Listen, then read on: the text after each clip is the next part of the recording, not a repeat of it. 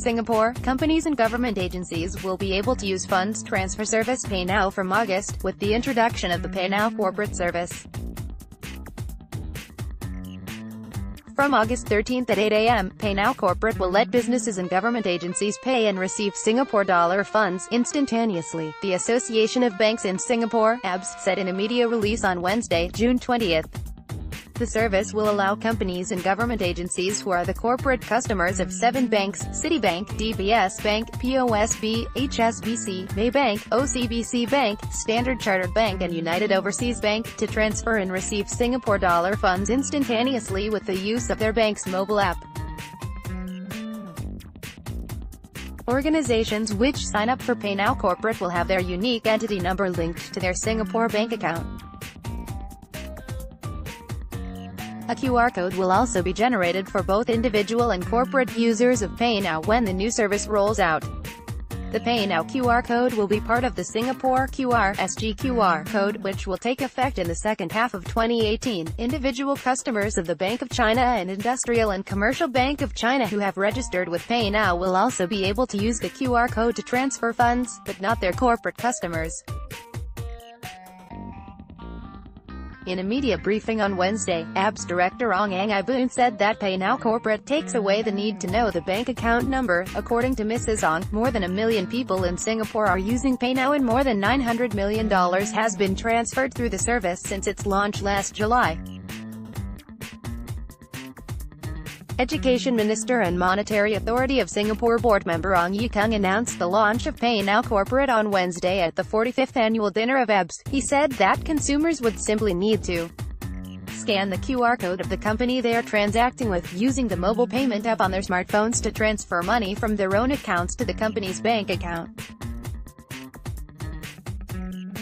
The transaction can also go the other way, where businesses and organizations can make mass disbursement to individuals through their mobile phone or identification numbers. There are various possible applications, such as salary crediting, insurance payouts, or giving out awards, he added. Mr. Ong gave the example of how the Ministry of Education dispersed EduSave award funds to students via PayNow earlier this year. Cash is always hard to handle for business owners like Mr. Kelvin Nikian. PayNow Corporate aims to make transactions smoother as the number of checks his company has to collect will be reduced. A lot of man-hours are spent tallying checks and cash payments against bank statements, said the general manager of Siam Coconut, a Thai coconut wholesaler. For those pop-up events, instead of spending a lot of money on a merchant terminal, we can actually leverage the PayNow system with QR code to enable us to collect cash much easier, he said. Cash is always hard to handle. According to ABS, the participating banks will release a mobile application for its corporate customers on August 13 so that it is more convenient for companies to make fund transfers via PayNow.